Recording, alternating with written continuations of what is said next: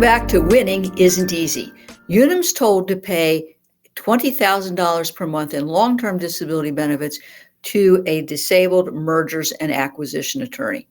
Now, again, UNUM, like many disability carriers, hates to pay benefits and particularly hate to pay large monthly disability benefits. And in the case of Attorney Chung, UNUM pulled out the stops in an effort to terminate benefits. Now, by way of history, Chung was insured by two ERISA-governed long-term disability plans, both insured by UNUM. One was the law firm standard group plan, and the second was a supplemental policy exclusively for partners. That exclusive policy paid benefits of $20,000 per month. Chung had problems with his neck and upper back with numbness and tingling in his extremities. Obviously, he had to stop work and apply for his benefits. Interestingly enough, UNUM initially paid benefits under both plans, but then decided to terminate only that $20,000 per month benefit under the supplemental plan. Wasn't that a great way to save money? Well, this supplemental policy or plan required that he prove he was unable to perform the duties of his occupation in any capacity, be it full-time or part-time, to get his benefits. This is part of the game that disability carriers will play, and that is, what's the definition of occupation in the policy or plan?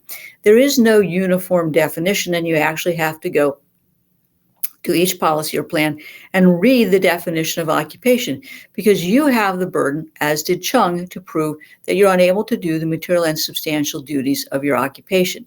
Now, sometimes what will happen is that the policy or plan will say that they're going to be using the Dictionary of Occupational Titles definition of a particular occupation. For your benefit, this Dictionary of Occupational Titles book hasn't been updated since 1991.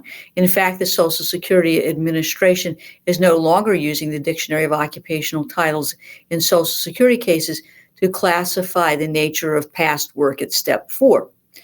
But I digress.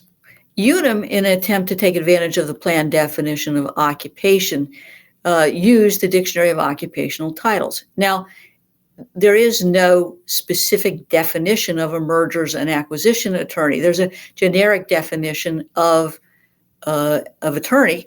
And so what happened was, Chung says, look, I am a mergers and acquisition partner at a major international law firm. And UNUM says, well, wait a second, you're just an attorney. So in other words, UNUM was arguing that he had to be disabled from his occupation as an attorney, not as a mergers and acquisition attorney, to be entitled to his benefits under the supplemental plan.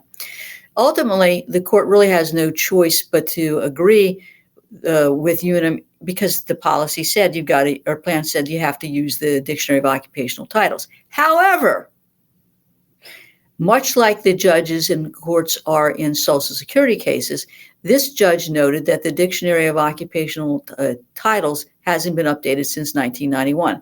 And Social Security judges, even federal judges who hear Social Security cases, and now federal judges who are hearing ERISA disability cases, are beginning to understand that the requirements of attorneys in the national economy has changed since 1991. In fact, the requirements of any job or occupation listed in the DOT has changed.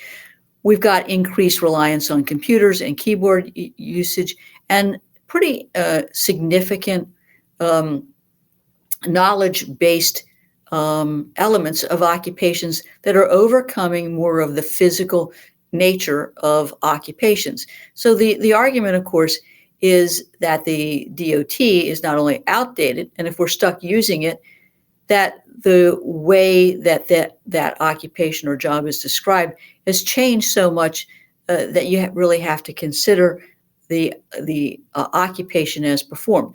Now, the court didn't go so far as to agree that Chung should be using the mergers and acquisitions requirements of his occupation. He's a subspecialist, if you will. But what the court did was say, look,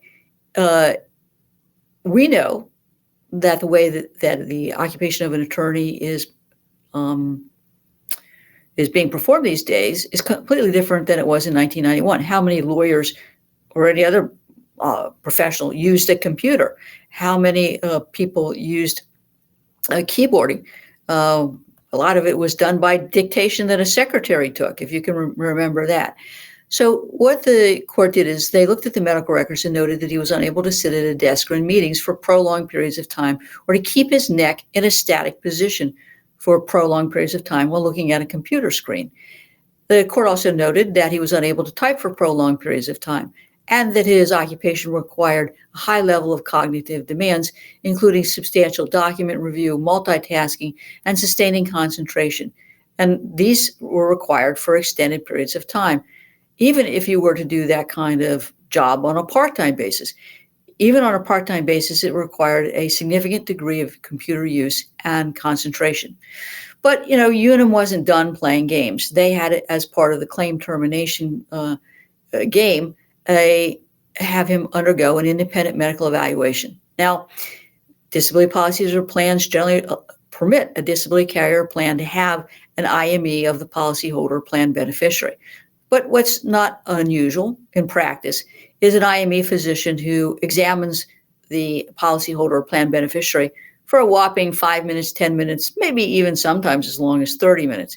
But what Chung did was smart. He brought it to the IME and IME watchdog, who was able to report on the length of the examination, the nature of the examination, and comment on what really happened during the course of the IME. Now, there's no doubt that courts will look more favorably on the claims of attorneys than any other occupation, because we all kind of look out for each other, if you will. The court found after a bench trial that UNUM's termination of benefits was wrong and reinstated his benefits and awarded attorney's fees. So what are the lessons to be learned? So these lessons apply generically, not only to UNUM cases. If possible, videotape the not-so-independent medical evaluation. If it isn't possible to videotape the IME, have a third party, preferably a nurse or an occupational medicine provider, attend the examination and prepare a report about the IME. Have your physician examine you the day before the IME. Hire a vocational evaluator to attack the use of the DOT by discussing the inadequacies of the DOT and how the occupational duties have changed since 1991, how the occupation is really performed today, and address from a vocational standpoint why you couldn't perform the occupation as it is performed today. These are very, very important lessons that I think are applicable to any ERISA disability claim at any stage. Got it? All right, let's take a break.